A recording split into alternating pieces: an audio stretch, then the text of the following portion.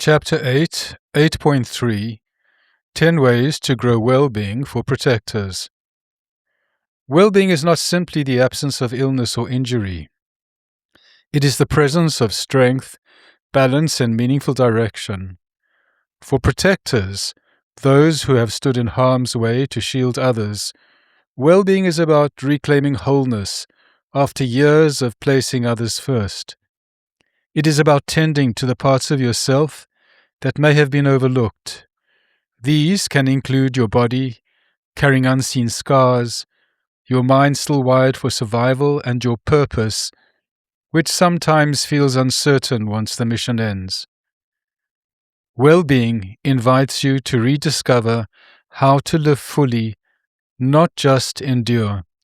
It asks you to build a foundation that can hold both your past and your future without collapsing under their weight. In service, the mission always came first. You were trained to endure discomfort, to push through exhaustion, and to focus relentlessly no matter what toil it took on your health or emotions. That discipline became second nature, a strength you could always call on. But after service, that very toughness can also become a mask. It can hide wounds that have not yet been healed, such as the unspoken trauma, the fatigue that no sleep seems to cure, the grief of comrades lost, the ache of moral injury, or the disorientation of identity stripped away with the uniform. Transition is not only about moving into civilian life, it is about learning to live with yourself again.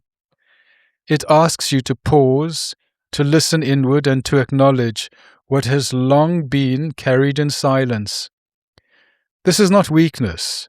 It is necessary, and it is the beginning of healing.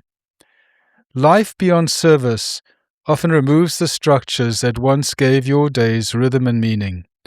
Without the uniform, many protectors feel a loss of purpose, an emptiness where the mission once anchored every decision. The external order that shaped your life suddenly disappears, leaving a silence that can feel overwhelming.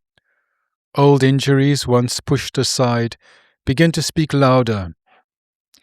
Pain becomes harder to ignore without the adrenaline of operations. Emotionally, the feelings once buried beneath action and duty begin to surface. Anxiety, depression, anger or confusion can emerge in surprising ways. Sleep may become restless and trust may feel difficult. The world may seem unfamiliar, even unsafe. These are not signs of failure. They are signs that your body and spirit are asking for care. They are signals that healing is waiting to begin. Well-being now is about integration, not separation. For years you carried the weight of others. Now it is time to extend that same care and discipline towards yourself. This means honoring your body by moving with purpose, eating with nourishment, resting without guilt. It means caring for your emotional and mental health through speaking honestly, seeking help when needed, and using tools that calm your nervous system rather than strain it. It means reconnecting with your purpose, not in combat, but in contribution, creativity, mentorship, or service in new forms. Well-being is not built in a single act. It grows in rhythms, daily choices that over time rewire your life towards health. Balance is not about perfection. It is about giving each part of yourself enough attention to feel steady again. There is nothing weak about tending to your own well-being. In fact, it is one of the most courageous acts you can choose, especially after years of sacrifice. You are worthy of healing. You are allowed to slow down. You are allowed to rest. You are allowed to ask for help and to rebuild yourself piece by piece. And you do not walk this path alone. Many have walked it before you, and many walk it beside you now. Your well-being is worth fighting for. Well-being does not just happen. It must be built with the same intention, persistence, and discipline that once shaped your service. These 10 ways are not quick fixes. They are steady practices that restore balance, strengthen resilience, and open the path to healing. Prioritize physical health.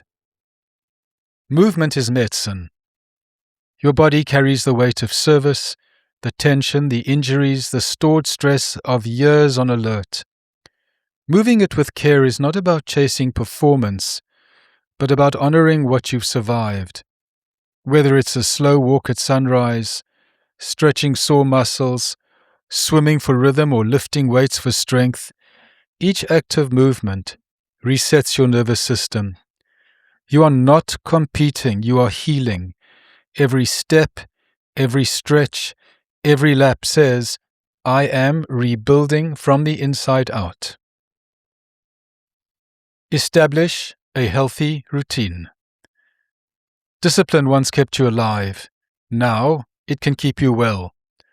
A consistent routine, steady sleep, regular meals, and intentional daily rhythms create stability when life feels uncertain.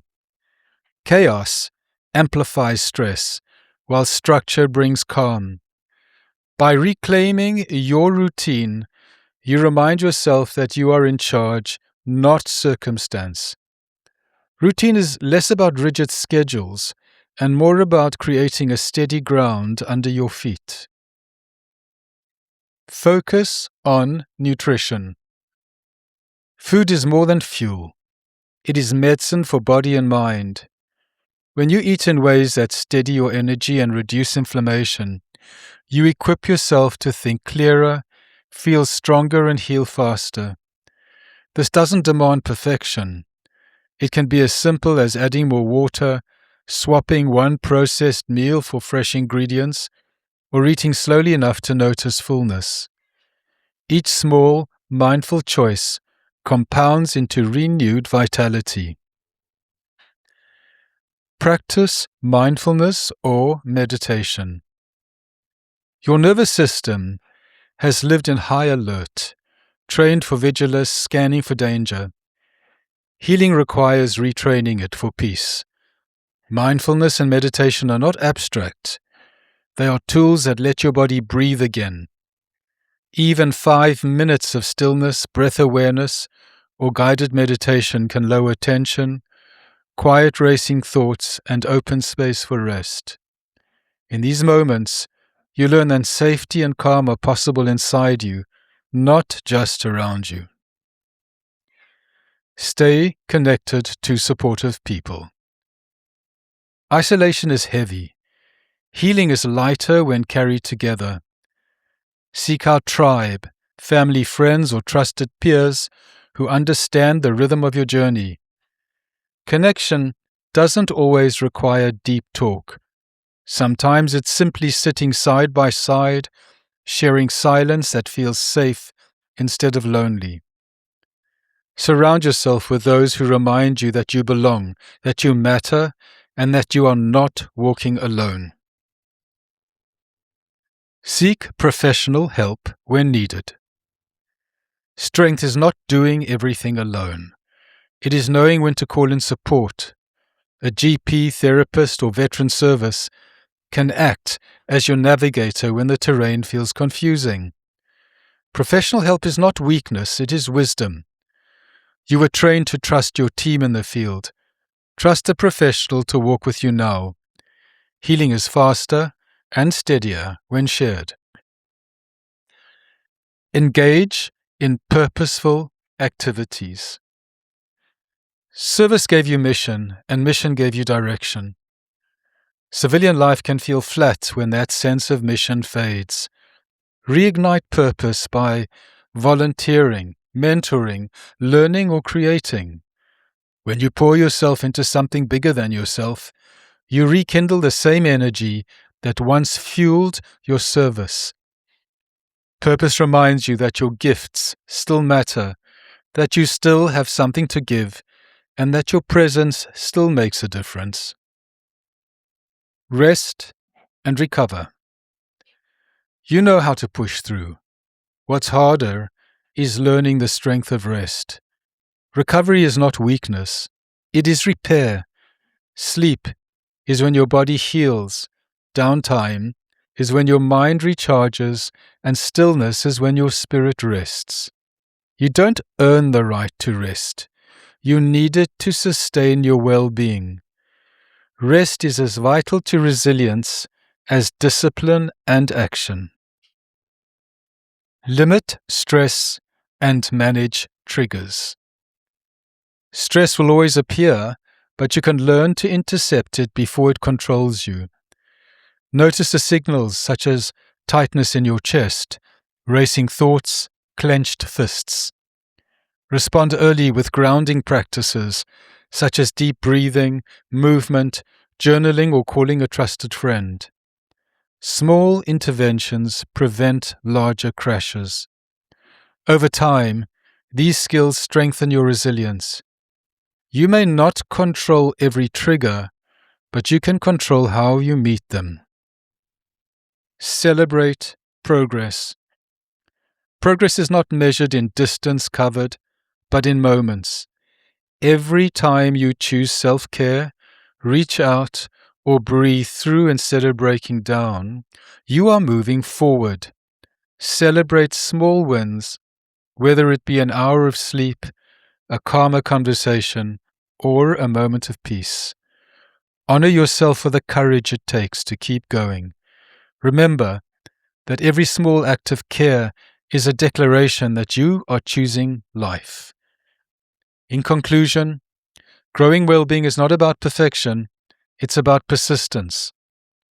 These 10 practices, physical, health, routine, nutrition, mindfulness, connection, professional help, purpose, rest, stress management, and celebration, are tools you can return to repeatedly. Together, they form a framework of strength that steadies you when life feels unstable. Well-being is not a finish line. It is a way of living, a daily choice, a steady reclaiming of yourself. Protectors, you've given so much outwardly. Now it is time to invest inwardly. One step at a time, one choice at a time. You can grow well-being, and with it, a life that is whole, grounded, and free.